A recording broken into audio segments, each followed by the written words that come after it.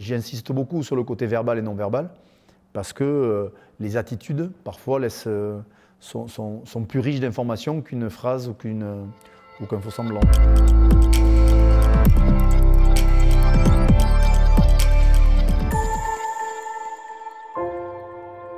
La première des communications qui, moi, me semble en tout cas la plus prégnante, si on doit parler à des jeunes rugbyman dans quelques temps, c'est la relation qu'ils ont avec l'arbitre. Elle est fondamentale dans notre milieu, dans notre sport, basée sur l'échange et le respect. Les arbitres sont de plus en plus dans la communication avec les entraîneurs, avec les capitaines, avec les leaders de jeu, pour dire, moi, mon arbitrage, il va s'orienter comme ça, comme ça, comme ça. Et ce que j'attends de vous, c'est de me faire une remontée, mais je vous y autorise à tel instant et à tel instant. On a la chance de vivre dans un environnement qui se doit de continuer à être respectueux par les relations de communication qu'on peut avoir entre joueurs et arbitres. Un coach demande très souvent à ses joueurs de s'exprimer, de faire passer des messages. Est-ce qu'on est bien sur la même longueur d'onde? Il y a des moments, en tout cas, pour faire passer des informations et d'autres qui ne sont pas appropriés pour. C'est physiologique, en fonction justement, comme le disait Ange, du niveau de tension, de pression, de fatigue.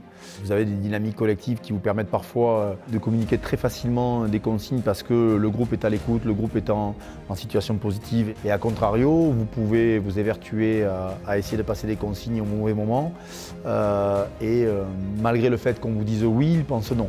Donc c'est aussi apprendre à fonctionner dans ces moments-là. Il y a la communication verbale, il y a la communication non verbale, il y a les images, il y a tout ce qui est induit, tout ce qui peut être aussi implicite. L'environnement dans lequel vous êtes ici, il n'y a pas grand-chose d'écrit, si ce n'est un logo qui est présent et derrière le nom de joueurs qui ont porté le maillot plus de 100 fois. Ça, c'est de la communication écrite.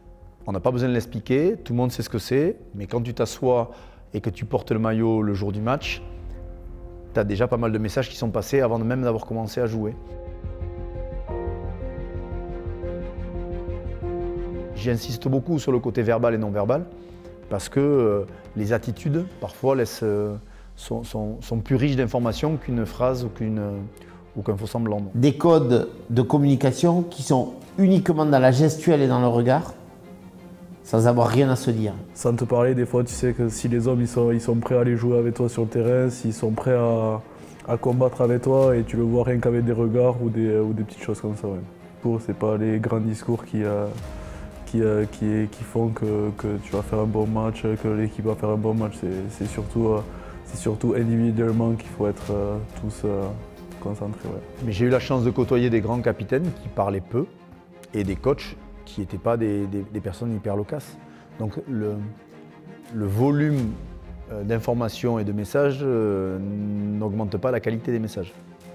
Il y a des gens qui avec peu de mots, sont très pertinents.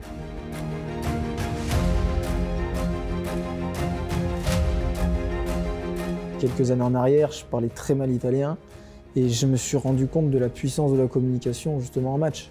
C'est que là, on n'est plus dans une salle de réunion, on a le temps de réfléchir à ce qu'on va dire, la manière.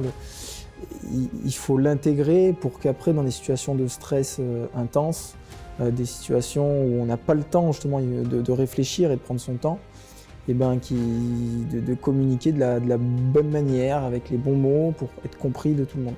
D'avoir un vocabulaire commun et d'avoir réellement une communication comprise de tous, c'est très important. C'est paradoxal, mais avec les étrangers, je me suis toujours très bien entendu alors que je leur ai jamais parlé. Quoi.